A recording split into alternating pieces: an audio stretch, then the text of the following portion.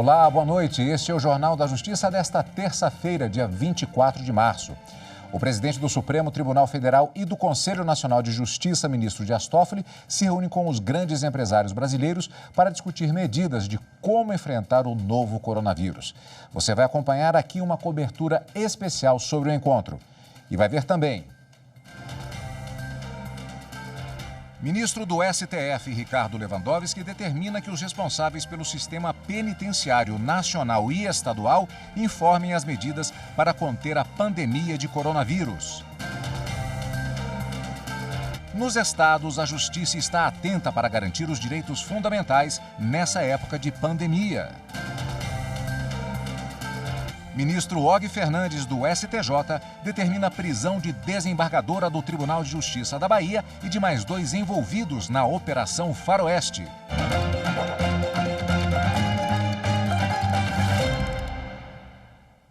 O presidente do Supremo Tribunal Federal e do Conselho Nacional de Justiça, ministro Dias Toffoli, participou hoje de reunião do Conselho Diálogo pelo Brasil. Nós vamos falar direto com o repórter Leandro de Souza, que tem mais informações. Boa noite, Leandro. O tema desse encontro foi exatamente coronavírus. Boa noite, Cadu. Boa noite a todos. Coronavírus e principalmente a retomada da atividade econômica logo após a passagem desta pandemia, desta crise que não atinge só o Brasil, que atinge exatamente o mundo todo. O que a gente está vendo no mundo inteiro são cidades paradas, empresas fechadas, de fato aguardando a passagem aí dessa pandemia que está prejudicando toda a atividade econômica. O Conselho Diálogo pelo Brasil reúne mais de 40 representantes, CEOs, presidentes de grandes empresas que juntas formam um patrimônio de mais de 5 trilhões de reais, com faturamento de mais de 4 trilhões de reais e geram mais de 5 milhões de empregos. E justamente como a gente falou agora há pouco, a principal preocupação era com relação às medidas que estão sendo tomadas para a retomada do crescimento após esta crise provocada aí pela pandemia do novo coronavírus. E é justamente sobre a segurança jurídica que está sendo criada para que os empresários consigam retomar o crescimento e levem insumos e mercadorias até a população, que foi a principal preocupação. E foi esse o questionamento feito pelo coordenador do grupo e presidente da Federação das Indústrias do Estado de São Paulo, Paulo Scaff, logo na abertura do encontro. Acompanhe o que disse o presidente da Fiesp. O principal dessa conversa com o senhor hoje é para termos a tranquilidade que nós teremos a segurança jurídica suficiente para que as pessoas sejam atendidas, sejam em casa, sejam no trabalho, os médicos, ou todos aqueles que estão com atividades essenciais, que possam a eles chegar alimentos, produtos de higiene pessoal, produtos de limpeza, remédios, combustível, energia, água, telecomunicação, logística. Nós temos que ter a segurança que o abastecimento não vai parar. Nós temos que ter a segurança que essas atividades prioritárias, elas vão ter as condições para perfeito funcionamento. Já nessa primeira resposta que foi apresentada ao grupo, o presidente do Supremo Tribunal Federal, o ministro Dias Toffoli, afirmou que, de fato, a segurança jurídica é o caminho necessário e fundamental para que seja garantido o abastecimento da população. Veja o que disse o presidente do Supremo Tribunal Federal. Eu penso que é um momento importante de mostrar para o país, para a nação, o registro desse trabalho, que todos nós temos que estar unidos para que possamos enfrentar, do ponto de vista da segurança jurídica, mas antes disso, da saúde e, posteriormente, de pensar a reconstrução da economia do país, que, não há dúvida nenhuma, será um grave efeito colateral dessa pandemia. Desde o dia 11 de março de 2020, que foi há 2 semanas atrás, a OMS declara a pandemia mundial. E, a partir de então, começa-se uma série de ações individuais, seja de governos de estado, seja de governos municipais, e a coisa extrapola as ações que eram orientação da área de saúde para uma corrida de tomadas de decisões, muitas vezes desconexas. Felizmente, hoje, a questão já vem por uma centralidade, ela já vem sendo colocada de uma maneira mais adequada e assim nós trabalhamos no Supremo Tribunal Federal e no Conselho Nacional de Justiça, que é um órgão central de orientação de todo o Poder Judiciário. De 78 milhões de processos que tramitam na Justiça, 85% já é eletrônico. No Supremo Tribunal Federal, 95% dos processos são eletrônicos.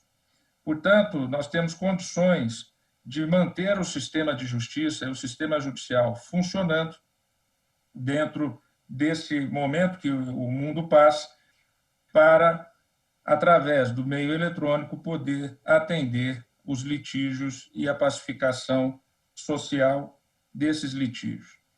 Estamos em diálogo constante com o Poder Executivo, com o Poder Legislativo. Na semana passada, reuni com o Procurador-Geral da República, o Advogado-Geral, com o Defensor Público-Geral, com membros do Ministério Público, da Advocacia Privada, e fizemos a proposição de um projeto de lei que foi subscrito pelo presidente Jair Bolsonaro, naquele ato de quarta-feira passada, na coletiva que ele fez, que eu estava presente, exatamente no sentido de criar um comitê de crise do sistema de justiça para que tenhamos 2 pontos focais. Primeiro, que as compras que o Estado tem que fazer, no caso a União, tem que fazer, elas sejam feitas com a devida garantia aos seus gestores.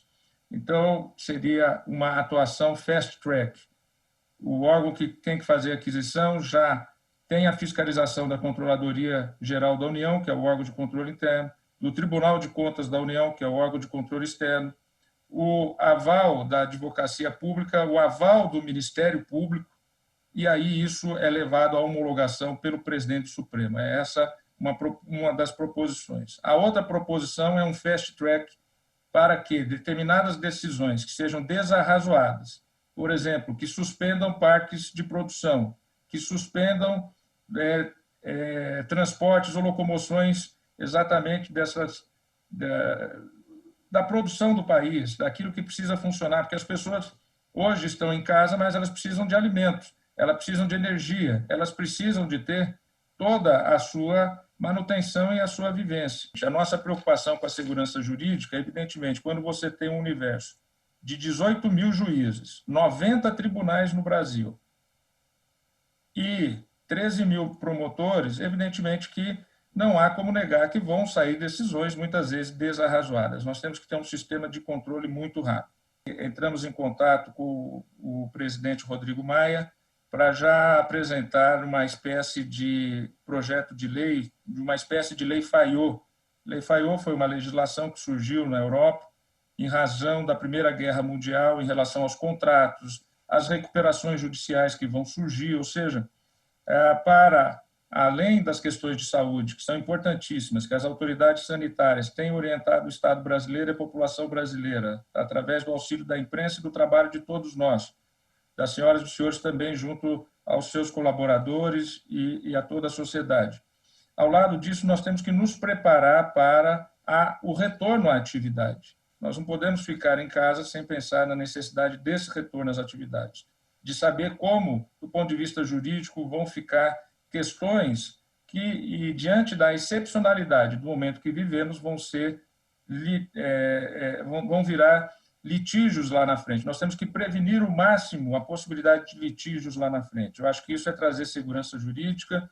Esse projeto de lei deve ser em breve, já foi encaminhado a Rodrigo Maia um boneco desse projeto de lei, está sendo lapidado e logo também será apresentado, com alterações na lei de recuperação judicial, com suspensões de contratos em razão de excepcionalidades, ou seja, para que possa se dar, nesse momento crítico que estamos vivendo, exatamente a possibilidade de evitar maiores conflitos, maiores dramas do que aqueles que já estamos vivendo. E nos preparar para o retorno de atividades. É evidente que as orientações das autoridades sanitárias são importantes, temos que estar atentos, respeitar, mas também nós temos que estar atentos para a retomada das atividades e manter as atividades necessárias. Nós vamos ter que ter consciência que nós temos que manter, tem que manter supermercado funcionando, tem que manter base funcionando, enfim, como selecionar, e já surgem, a senhora e os senhores sabem muito bem, pessoas, tanto na área de saúde, quanto na área econômica e na área sociológica, já defendendo a possibilidade de já se pensar exatamente a retomada das atividades por conta do alto grau de impacto colateral que uma recessão, uma diminuição, que é fato já, da atividade econômica pode impor a todos. Veja a seguir a segunda parte da cobertura especial do encontro entre o presidente do Supremo, ministro Dias Toffoli, com os grandes empresários para discutir medidas de combate ao novo coronavírus. Não saia daí. Um Brasil mais correto, onde todo mundo tivesse educação, cultura, pudesse andar, caminhar tranquilo, sem estar preocupado com o dia de amanhã.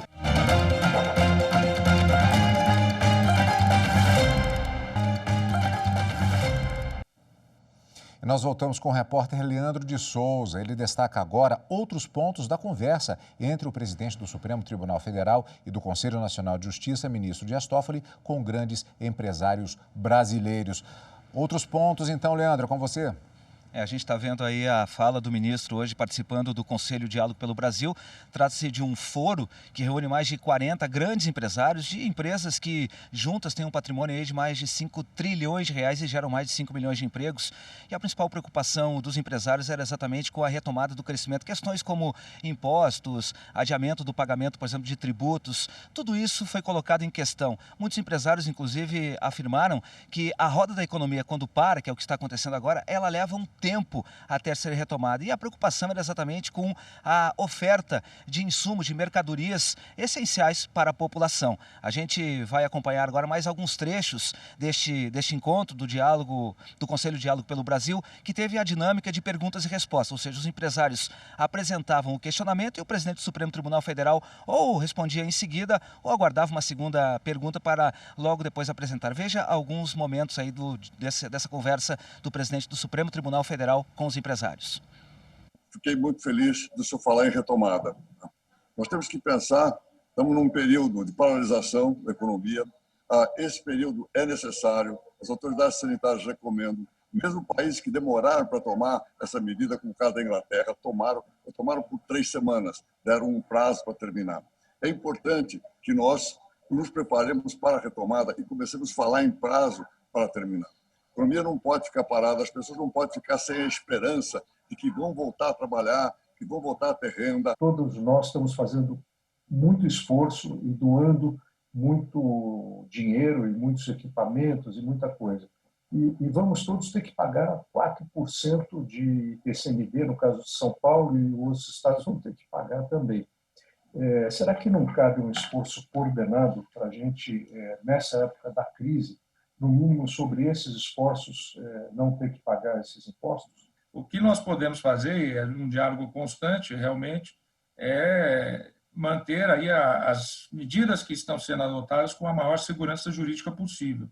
Então, temos dialogado bastante, seja com o Palácio do Planalto, seja com a área econômica, exatamente nesse sentido, e também com o gabinete de crise, que hoje é comandado pelo Braga Neto, fora na área de saúde com o ministro Mandetta.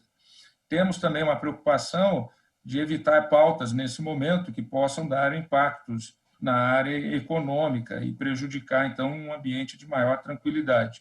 Isso tudo nós estamos revendo e analisando para evitar aí maiores dramas. Eu falaria 3 coisinhas, mas a primeira é muito importante. Eu gostaria de relembrar o esforço do senhor pessoal há mais de um ano atrás, que foi muito falado pela mídia, que era o acordo dos 3 poderes, naquele momento, para fazer as reformas, assim por diante. Exato. Teve muita incompreensão, teve muito distanciamento, uma má interpretação. Agora, infelizmente, um ano depois, nessa sua proposta, a gente tem de voltar a ela. Porque os colegas que colocaram, é o seguinte, numa situação de crise, a descentralização ela não é positiva. Então, a centralização e os 3 poderes da República. Outro dia, eu até o problema da saúde não é municipal, não é estadual, não é federal, é do país. E aí, então, eu deixaria para esta reflexão do senhor retomar, porque é o seguinte, quem não tiver em torno da mesa para resolver, vai sair muito mal, ou pela história ou pelas consequências. O pacto entre os três poderes é mais do que nunca vital agora. E isso que está sendo feito também com os governadores é importantíssimo, porque para trazer uma centralidade. Mais do que nunca, eu acho que nós temos que estar num gabinete de crise constante, executivo, legislativo, judiciário e os governadores de Estado. A sociedade hoje, a sociedade em rede, hoje, ela impõe do Estado uma rapidez, e o Estado é um só. Nós não temos mais como trabalhar daquela forma compartimentada que a sociedade viveu, e acho que depois que terminar a gente superar esse problema da saúde, nós vamos ter que repensar realmente as relações do Estado, seja o Estado federado brasileiro, a nossa federação, seja a relação entre os poderes. Porque não dá mais para cada um agir na sua caixinha. Ou está todo mundo junto, trabalhando, ou nós vamos ser atropelados por uma sociedade em rede, uma sociedade globalizada, uma sociedade mundializada, porque a globalização vai continuar, não tenho dúvida, apesar do pêndulo, que às vezes dá recuos, mas isso, para mim, é algo realmente que não há outra, não há reversão. Pode ter momentos de conjuntura, mas é irreversível do ponto de vista da globalização da economia, do conhecimento e da comunicação. Então, o Estado tem que ser mais ágil, o Estado tem que ser mais rápido. A maioria da nossa atividade não é essencial. E hoje estou realmente com dúvida ao respeito de saber se eu posso continuar ou não. Tem um ponto que abriu uma brecha gigante para a realização futura. O coronavírus pode ser ocupacional, mediante comprovação de nexo causal. Isso me preocupa bastante, porque se hoje eu tomo a responsabilidade de pedir aos meus funcionários de vir para trabalhar para uma atividade não essencial, e amanhã eu posso enfrentar consequências judiciais extremamente importantes. O caráter ocupacional do Covid me preocupa bastante. Eu acho que deveríamos hoje, por conta dessa crise sanitária mundial, ver como esquecer isso e de não criar essa brecha importante para o futuro. Obrigado. Essa é uma preocupação muito grande. Está na MP 927 e, naturalmente, no momento de contaminação comunitária como nós estamos vivendo, dá essa possibilidade de relação causal. Isso não é só o grupo Saint-Gobain, mas todas as empresas aqui, todas as empresas que vão estar funcionando nas atividades essenciais, bem como os hospitais. Todos os hospitais, com todo esse sacrifício, amanhã pode ser uma chuva de reclamações trabalhistas em cima de todos, criando essa relação causal. E com todo respeito, mas a gente sabe que a justiça trabalhista tem uma tendência natural, não é? Então, seria um perigo mesmo. Esse ponto que o Thierry levantou é fundamental que seja mudado. E, inclusive, nesse projeto de lei que está sendo coordenado pelo professor Otávio Luiz Rodrigues, de Direito Civil do Largo São Francisco, aí da USP, São Paulo, estamos aí com proposições. Aí aqui eu não falo como presidente supremo, aqui é como um formado, um bacharel na Faculdade de Direito do Largo São Francisco, com os colegas lá que estão trabalhando nessa proposta. Inclusive, o que diz respeito ao Código do Consumidor, também estamos trazendo para essa proposição de lei também algumas suspensões de algumas questões que dão, por exemplo, responsabilidade objetiva ou presunções de culpa ou presunções de responsabilidade que precisam, em razão desse momento extraordinário, evidentemente, serem repensadas em razão de tudo que está acontecendo nesse momento. Nós temos 50 hospitais em 9 estados e a nossa maior preocupação no momento é o fornecimento de insumos para os hospitais. A gente tem uma série de decisões em nível estadual, principalmente através dos decretos dos governos estaduais, de requisição de 100% dos estoques de uma série de fornecedores da cadeia. Ontem mesmo eu tive notícia de um maior distribuidor de álcool gel de Minas Gerais teve 100% do estoque dele confiscado pelo governo estadual. E temos uma série de outras decisões Brasil afora. Isso acaba rompendo toda a cadeia de fornecimento para os hospitais. E aí estamos falando dos hospitais privados, estamos falando das santas casas privadas também, que são tão relevantes no atendimento ao SUS. Então, é o ponto que hoje o setor faz um apelo, e a gente tem discutido aqui que medidas jurídicas seriam possíveis, e seria muito importante ouvir o senhor sobre os melhores caminhos para a gente não ter esse rompimento e essa desestruturação da cadeia de fornecimento. São áreas que o Estado vai precisar ter uma coordenação, e aí, nessa área de saúde, eu penso que o caminho mais adequado é nós conversarmos realmente com o Mandetta, e talvez aí estabelecer uma política em relação a essas aquisições, para que também o sistema de saúde ele é integrado. Nós sabemos que o sistema de saúde ele é integrado e o sistema privado presta um auxílio enorme ao sistema público de saúde, ao SUS, porque aquela pessoa que vai para o sistema privado de saúde, ela está desonerando o SUS, ela está deixando o SUS realmente para aquelas pessoas que mais necessitam. Então, não dá para inviabilizar o sistema privado. Então, como a gente está vendo aí, os empresários demonstraram bastante preocupação quanto à situação atual provocada pela pandemia do novo coronavírus, mas também muita confiança no papel do ministro Dias Toffoli na condução do papel do judiciário no enfrentamento desta pandemia que afeta o mundo inteiro. Os empresários, inclusive, chegaram em dado momento a apresentar aí questões que a gente viu agora há pouco sobre redução aí do pagamento de taxas, de tarifas, etc. E isso tudo foi abordado, sim, e foi falado pelo ministro Dias Toffoli, inclusive com um tom bastante conciliador. E esse encontro que reuniu aí 40 dos maiores representantes da indústria brasileira, que tem um faturamento aí de mais de 4 trilhões de reais e juntos eles empregam mais de 5 milhões de pessoas, aconteceu hoje pela manhã numa videoconferência que reuniu esses empresários. Vamos acompanhar aí mais alguns trechos desse encontro.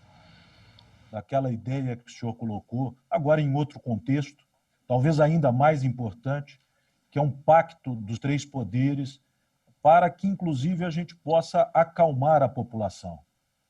É natural que as notícias, que eram notícias alarmantes, fossem até importantes para alertar a população, para que ela possa tomar os devidos cuidados de higiene, de distanciamento social, mas muitos dos nossos colaboradores hoje estão, às vezes, preocupados até em frequentar os locais de serviço, por mais que as empresas estejam tomando todas as precauções necessárias para protegê-los, né?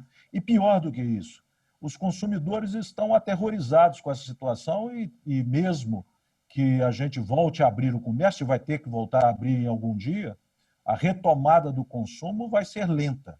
E uma comunicação unificada, e aí talvez nós todos possamos ajudar nessa comunicação, de retomar um pouco de otimismo, de futuro. Eu acho que é muito importante para isso o destaque do Trabuco, aquela retomada do Pacto dos Três Poderes é fundamental, porque sem uma comunicação uníssona dos três poderes, inclusive das outras entidades da federação, vai ser muito difícil que a população retome a confiança no curto prazo para que a gente possa retomar a economia, né? É importante isso, Josué. E principalmente pelo seguinte, eu tenho sempre dito, o povo brasileiro, ele bem informado, bem orientado, ele é cumpridor Às vezes se diz que não, que o oriental é... Mas nós temos aqui o exemplo do apagão. Veja, na época do apagão, que tinha que se economizar 20% da energia. Todos nós passamos por isso no ano de 2001. E a população foi completamente fiel às orientações que ela recebeu. Houve uma centralidade de comunicação. É fundamental isso, porque exatamente isso traz tranquilidade. Eu digo o seguinte, muito melhor do que você dizer vai ter multa se sair de casa, vai proibir o transporte, vai multar quem está andando nas ruas, essa coisa toda, vai multar o estabelecimento porque fez isso, aquilo. Isso é residual, o que tiver de descumprimento é residual, e você não tem estrutura de Estado para multar todo mundo no país. O que você tem que fazer é conscientização. E o povo brasileiro já mostrou ao longo da história que ele, estando bem orientado, ele faz aquilo que ele foi orientado, ele é um povo consciente. Veja que em uma semana, a pesquisa do Datafolha já deu que 75% dos brasileiros estão bem orientados a respeito disso. Nós temos que chegar exatamente é uma coordenação. Apesar de difusão de várias orientações diferentes que foram surgindo, atos de governo de Estado, atos de prefeitos, o fato é que, se houver uma centralidade nessas orientações, isso vai acalmar a população, no sentido dela saber que, por exemplo, um dado que pouca gente sabe, 85% das pessoas que pegaram esse vírus não têm sintomas. Não tem sintomas. Eu estou em casa de quarentena para não queimar um kit, porque está tendo falta de kit para aqueles que precisam mais. E estou trabalhando de casa. Felizmente, o Supremo, quase 100% é tudo eletrônico. E nós podemos fazer uma reunião como essa agora aqui. Entre outras coisas, sugiro um comitê de guerra com plenos poderes para resolver rapidamente os problemas que aparecem no dia a dia. Ponto 2. Sugiro também que a ideia não é minha, um pacto nacional com todas as entidades para poder resolver os problemas sem oposição. Ponto 3. Sugiro que a gente leia mais o e-mail do Bill Gates, onde fala de espiritualidade. Mais outro e menos eu. Obrigado a todos. Eu peço aí porque, através do que o senhor, com a presidência do Supremo, ratifique o poder centralizado que o Supremo tem sobre vários decretos e projetos de leis que estão surgindo nos governos. A gente está, dia a dia, tentando lutar contra eles, porque a competência não está no Estado ou em alguns municípios para definir sobre o nosso serviço. Então, eu pediria aqui, em nome aí dos meus outros colegas do meu setor também, que estamos todos os dias, cada dia, com uma surpresa nova de um governador ou de um município que vem com algumas ideias que não são viáveis nesse momento, não são viáveis, vão contra a sustentabilidade da rede. Nós precisamos que a rede funcione. Não é o momento de fazer alguns pedidos que podem se aparecer até, em certos casos, populistas, de liberações que não têm sentido algum para que todos nós estejamos conectados. Então, eu peço aí para o senhor, por favor, de alguma maneira, dê uma resposta que ratifique o poder que está no Supremo. Na área de telecomunicações são inúmeros os precedentes de que a normativa é todo ele federal, né? Você tem isso daí. E a ideia daquele projeto de lei é exatamente dar à presidência do Supremo poderes para que, recebendo o pedido, imediatamente suspenda as políticas públicas locais ou decisões judiciais que estejam em desacordo com a jurisprudência do Supremo, em desacordo com a divisão de competências normativas da federação. O STF tem nas suas pautas de votação inúmeros casos que, quando decididos, eles destravarão uma série de negócios para as empresas. São pautas relacionadas a tributos, privatizações, concessões e, naturalmente... Pois é uma pauta muito positiva aí para o setor produtivo e agora vamos ter que repensar aí exatamente, porque é uma prioridade que eu tinha dado nesse semestre aí, sem dúvida nenhuma, vamos tentar manter. Mas diga, te escuto. Então, nós temos ciência do grande volume de temas críticos, mas só a título de sugestão, não sei se é possível focar e pacificar algumas dessas pautas que podem ajudar a destravar a economia. Uma delas, por exemplo, é o ICMS na base do cálculo de PIS/COFINS, que estava programada agora, pouco antes da crise, não é? Exato. Essa questão só aguarda a modulação dos efeitos, né? Uma parcela desse direito podia ser utilizada na compensação de tributos incidentes sobre folha, que é o principal custo incorrido por empresas. Nós, por exemplo, com nossos 14 mil funcionários, isso colaboraria na manutenção dos empregos. E, obviamente, a gente espera, a União poderia limitar esse direito de compensação de forma a assegurar um fluxo de arrecadação para o erário. Bom, e por último, o Fast Track, achei uma ideia brilhante. Como que a gente poderia trazer essa ideia do Fast Track para os estados? Seria uma segunda indagação. Aprovando no Congresso Nacional, como ela altera algumas normas processuais, não pôde ser encaminhado por medida provisória. E também numa política do presidente de prestigiar o Congresso Nacional. Todos nós decidimos encaminhar para o Congresso um projeto de lei. Aprovando esse projeto de lei, já há um dispositivo lá autorizando os estados a instituir a mesma situação para os estados, ou seja, os presidentes de tribunais locais passarão a ter a possibilidade de imediatamente já suspender decisões que sejam desarrazoadas ou que comprometam aí o funcionamento da sociedade.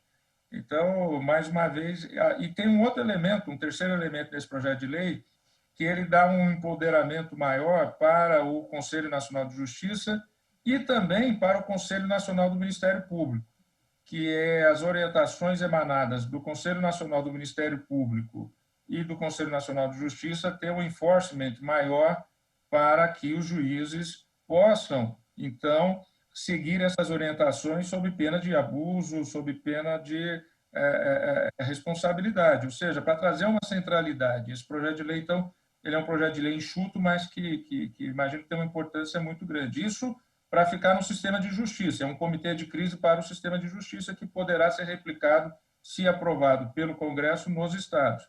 E, fora isso, evidentemente, o comitê do Pacto dos Três Poderes, que é fundamental para todo o aspecto geral de tudo que está acontecendo. Na área de privacidade de dados, esse era algo que nós estávamos nos preparando muito, porque havia uma lei com uma expectativa, né, para entrar em vigor aí em agosto de 2020, que ia mudar muito a forma de nós estarmos trabalhando.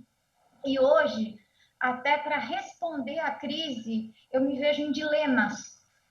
Posso fazer? Não posso? Posso usar essa informação? Posso me comunicar com esse consumidor, com esse cliente ou com esse fornecedor? Queria entender um pouquinho a perspectiva do senhor, como vocês estão vendo a lei de privacidade nesse contexto. Essa legislação prevê uma criação de um conselho, né? 2 conselhos, na verdade, para a sua regulamentação e para a sua fiscalização. Vai ter que se ter uma análise se isso vai ser postergado, essa vigência, como é que vai se dar agora essa implementação, porque já estava toda uma série de estrutura de trabalho que já tinha sido feito, um cronograma até agosto de 2020, de alguma maneira pode estar sendo impactado ou está sendo impactado com essa situação que nós estamos vivendo. Então, é algo que vai ter que ser reanalisado a respeito da implementação da lei, da sua eficácia. Ela já teve uma prorrogação uma vez, não sei se eventualmente seja o Poder Executivo no MP, seja o Legislativo, se vai se pensar numa prorrogação, mas é algo para colocar aqui no radar. Vou já também procurar me inteirar melhor de como é que está o estado da arte dessa implementação agora. E eu deixo aqui a sugestão para o senhor e humildemente para os meus colegas, mas na PIG nós estamos pensando em todas as coisas que nós vamos deixar para depois, de tal forma que a gente possa investir no agora e na manutenção dos empregos e na nossa missão de abastecimento, né? Nós é o prioritário agora. Comida, mas a gente oferece fralda, pasta de dente, absorvente, importantíssimo, fico muito feliz que o senhor fez a barba, espero que tenha sido com os nossos produtos, mas, então, uma informação clara como essa me permite desmobilizar uma equipe enorme que hoje está trabalhando para que a gente esteja pronto para aderir e cumprir com essa legislação e tantas outras normativas que possam ter. Então, acho que vale uma discussão aí. Tá bom? Muito obrigada, ministro. Nós aprovamos a possibilidade de, a qualquer momento, um colega colocar em julgamento qualquer ação em razão da urgência que nós estamos vivendo.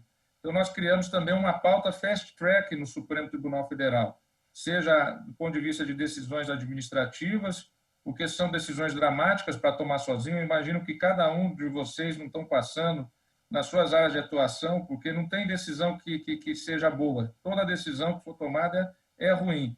Então, criamos um fast track para decisões administrativas e criamos um fast track para decisões jurisdicionais. Como sempre, preservando as garantias, a intimação das partes, dos advogados, do Ministério Público, mas para poder ter decisões rapidamente. Eu não vou aqui repetir, resumidamente, todas as sugestões que chegaram, mas saibam todos que eu anotei aqui, desde das questões gerais, que abrange todos os poderes, essa união necessária, seja as demandas específicas, indo até a questão relativa da legislação que está para ser implementada, da proteção de dados, são questões todas importantes que nós vamos ter que estar atentos. E essa nova legislação que vai ser apresentada ao presidente Rodrigo Maia, que é exatamente inspirada, como lembrou o Constantino, na legislação da época da guerra, exatamente para poder trazer essa segurança jurídica, trazer aí o dia seguinte com estabilidade. Então, o resumo aqui é segurança jurídica. Estou à disposição. Muito obrigado. A gente acompanhou aqui alguns trechos da conversa travada hoje pela manhã entre o ministro Dias Toffoli, presidente do Supremo Tribunal Federal, e do Conselho Nacional de Justiça, com mais de 40 empresários que formam aí o Conselho Diálogo pelo Brasil. Agora, Cadu, ficou claro aí nas declarações dos empresários a preocupação com relação ao cenário de curto prazo. No entanto, também transpareceu a confiança deles no papel que o ministro Dias Toffoli vem desempenhando à frente do Judiciário no combate à doença aqui no Brasil, né? Obrigado, Leandro, pelas informações. Mais um capítulo no combate à Covid-19. E daqui a pouco, o ministro do Supremo, Ricardo Lewandowski, determina que os responsáveis pelo sistema nacional e estadual, penitenciário especificamente, informem as medidas para conter a pandemia de coronavírus. E agora, no intervalo do jornal, você vai ver mais um episódio da série Aqui Tem Justiça. Já está funcionando no Judiciário Gaúcho o E-Proc. É o projeto precatório eletrônico, sistema que vai acelerar o pagamento para quem tem dinheiro a receber do Estado e de mais de 400 municípios do Rio Grande do Sul. Em instantes. Julgar todos de uma maneira igual, independente da questão da sexualidade, independente se a pessoa é rica, se ela é pobre. Eu acho que julgar é isso, é julgar de uma maneira igual a todos.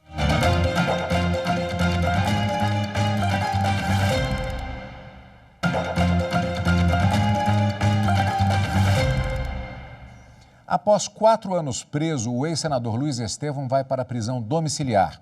O Superior Tribunal de Justiça entendeu que ele pertence a altíssimo grupo de risco, com um quadro clínico que indica uma possível infecção pelo coronavírus.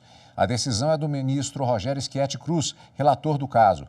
Ele atendeu um habeas corpus dos advogados de Luiz Estevão, que é idoso, hipertenso, pré-diabético e com problemas cardiovasculares.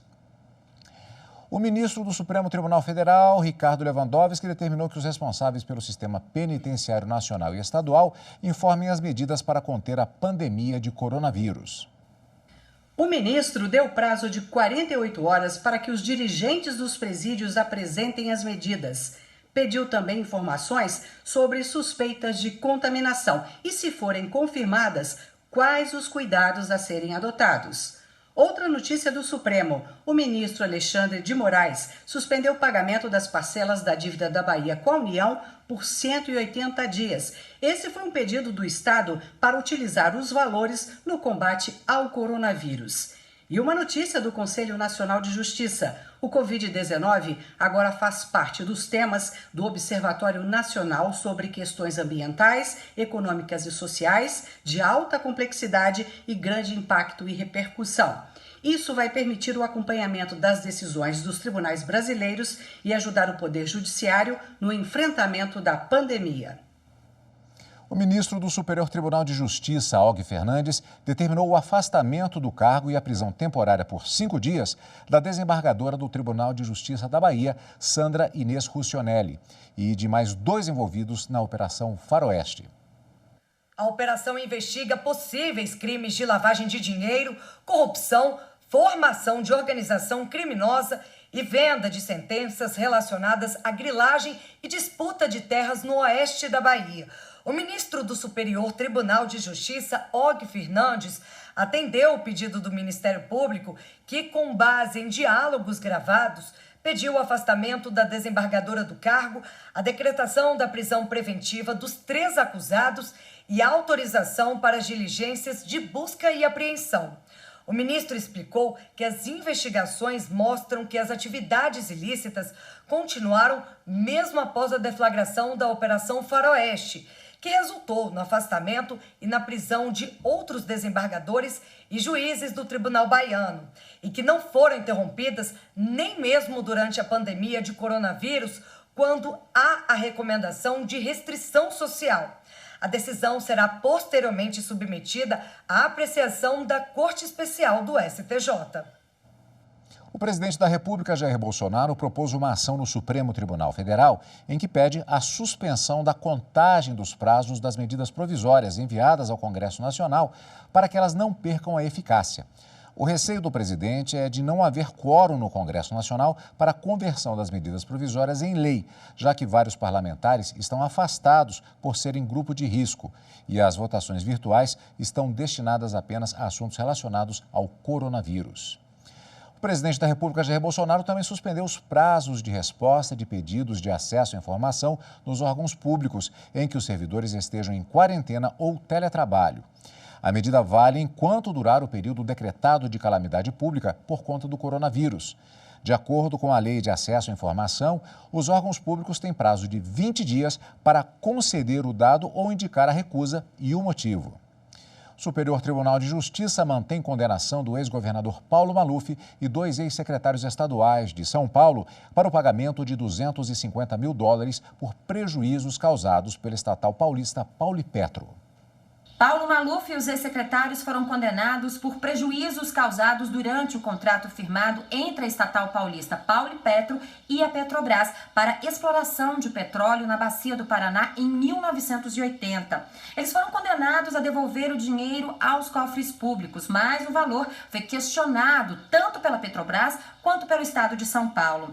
Desta vez, o caso foi analisado pela primeira turma e o relator, ministro Napoleão Nunes Maia Filho, lembrou não ser possível a revisão dos cálculos em instância superior. O ministro analisou os valores e afirmou não ter verificado ofensa à coisa julgada. Por isso, manteve a condenação de $250 mil determinada pela primeira instância. O Ministério da Saúde divulgou na tarde desta terça-feira mais um balanço de registros de coronavírus no país. São 2.201 casos confirmados até o momento, com 46 mortes. São Paulo tem 810 casos e 40 mortes. O Rio de Janeiro tem 305 casos e 6 mortes. A atual taxa de letalidade da doença no Brasil é de 2,1%. O Ministério da Saúde afirmou ter a previsão de ampliar para 22,9 milhões o número de testes que serão distribuídos para diagnosticar a Covid-19. Nos estados, a Justiça está atenta para garantir os direitos fundamentais nessa época de pandemia. Em São Paulo, o Tribunal de Justiça suspendeu decisões liminares de São Pedro, Ilhabela e Aparecida, que proibiam o acesso aos municípios para a contenção do novo coronavírus. A suspensão da proibição da circulação nas rodovias atende pedido feito pelo governo do estado. Ainda em São Paulo, a Vara de Falências e Recuperações Judiciais atendeu o pedido feito pela Odebrecht para realizar assembleias virtuais. A empresa, que está em processo de recuperação judicial, alegou que, diante a pandemia e com os recursos tecnológicos, a medida é a mais viável. A decisão ainda cabe recurso. Já em Goiás, o Poder Judiciário anunciou que irá destinar R$10 milhões para o Fundo Estadual da Crise. O dinheiro, que é resultado do cumprimento de pena de prestação pecuniária e transações penais, será usado para combate à Covid-19. Também em Goiás, a Justiça determinou que o Hospital Santa Genoveva, que está fechado e em processo de falência, seja usado pelo governo durante o período de pandemia. E, no Distrito Federal, a Corregedoria de Justiça anunciou a suspensão de todos os leilões por 15 dias. Com isso, fica proibido a avaliação e a visitação dos bens em depósitos. E sobre Covid-19, uma boa notícia. O Distrito Federal tem a primeira paciente infectada pelo coronavírus que está curada. É a advogada Daniela Teixeira, conselheira federal da Ordem dos Advogados do Brasil. Ela recebeu hoje um novo exame que testou negativo para a Covid-19. O contágio teria ocorrido em 5 de março, durante a terceira Conferência da Mulher Advogada em Fortaleza. O marido e os 2 filhos também fizeram o teste e deu negativo. O Jornal da Justiça de hoje fica por aqui. E não se esqueça, mande o seu recado ou sugestão de reportagem para o nosso WhatsApp. 61 DDD de Brasília, 99260 6116. Uma boa noite para você.